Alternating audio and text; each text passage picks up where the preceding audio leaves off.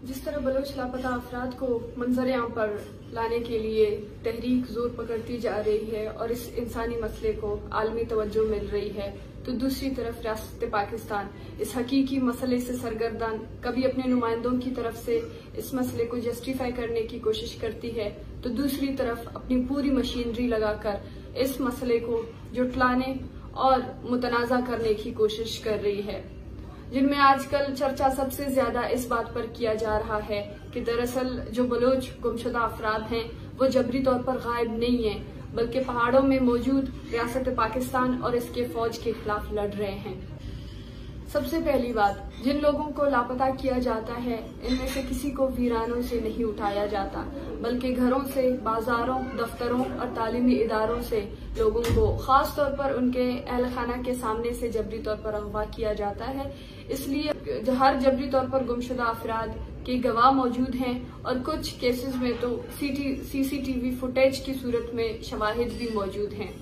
दूसरी बात, बहुत से जबरी तौर पर गुमशुदा अफराद रिहा भी किए जाते हैं जो ज्यादातर जहनी जिस्मानी माजूरियत की सूरत में वापस लौटाए जाते हैं। इनमें से कईयों के बारे में अहल खाना की तहरीकें भी चली जा चुकी हैं।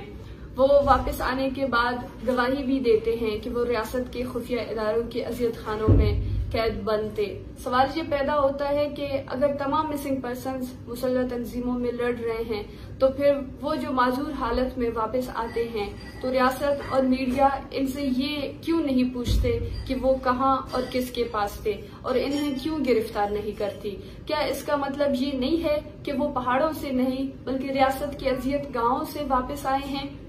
बलूचिस्तान में हर दूसरा शख्स जबरी गुमशुदगियों से मुतासिर हो चुका है, चाहे वो 10 साल बच्चा हो, नौजवान हो या सफेद रेश बूढ़ा आदमी,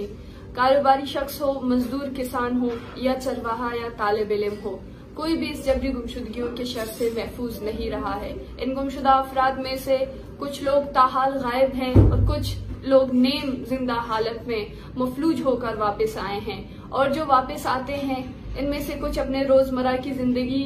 को मामूल बनाने में एडजस्ट करने की कोशिश करते हैं, तो कुछ इस खौफ और सदमे से जान छुड़ाकर बाहर मुल्क जाते हैं और कुछ लोग इस गैर इंसानी मरहले से गुजरने के बाद मुसल्लह तंजीमों में शमूलियत करते हैं। ऐसे 2 वाकयात सामने आए हैं जहां माजी में जबरी गुमशुदा किया गया शख्स मुसल्लह तंजीम के रुकन की सूरत में जाहिर हुआ है। इन 2 वाकयात को लेकर रियासती प्रोपेगेंडा मशीनरी ये साबित करने की कोशिश कर रही है कि वो मिसिंग नहीं थे। इस अमर की वजाहत जरूरी है कि इन दोनों वाकयात में 2 बलोचों को अगवा करके गैर इंसानी तशद्दुद का निशाना बनाया गया और जब वो अगवा हुए तो उनके लवाहिकीन ने इनके लिए एहतजाज का रास्ता इख्तियार किया और चंद माह बाद जब वो रिहा कर दिए गए, इनके अगवा व रिहाई दोनों की खबरें मीडिया में तारीख के साथ मौजूद हैं और रिहाई के बाद अपने साथ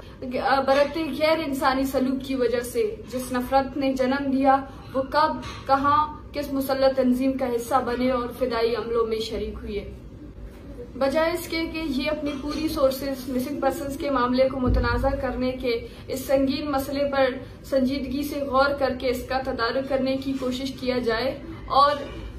इस मसले के वजूद को जुटलाने के लिए हर रोज नए प्रोपेगेंडा हरबे इस्तेमाल करने के बजाय अपनी पॉलिसियों और कानून साजियों को बेहतर करने की कोशिश करें। इस बात पर सोचें कि अगर किसी शख्स को मावरे अदालत जबरी तौर पर गुमशुदा करके इनको इंसानी सोज अजियतों से गुजार देंगे तो इस पर क्या रद्द अमल आएगी। बलूचिस्तान के जमीनी अकायद से नाबलद मीडिया ISPR के मौकिफ को लेकर एक तरफा बयानिया मुरतब करने में मसरूफ होने के बजाय इन बातों पर तवज्जो दे कि आखिर कौन से वजूहात की बिना पर बलूचिस्तान में इंसर्जेंसी बढ़ती जा रही है, क्यों लोगों की नफरतों में इजाफा होती जा रही है, क्यों लोग बंदूक उठा रहे हैं और किसके लिए मुज़ाकरात के दरवाजे खुले हैं, किससे बातचीत करना चाहते हैं आप। जब हम पुरअमन तरीके से आपके दहलीज पर आए तो आपने हम पर तशद्दुद करके हमें जेलों में बंद कर दिया। इस रवैये से आप खुद ये साबित कर रहे हैं कि जिसके हाथ में बंदूक होगी आप उससे बात करना चाहते हैं, क्योंकि पुरअमन तरीके से तो आप बात करना ही नहीं चाहते। फिर आपकी नाकाम पॉलिसियों की वजह से जब आप पर हमला होते हैं तो वहाँ क्यों आपको लापता अफराद का मामला याद आ जाता है? क्या आप नहीं समझते कि ये हालात आपकी पैदा करदा पॉलिसियों की वजह से हैं?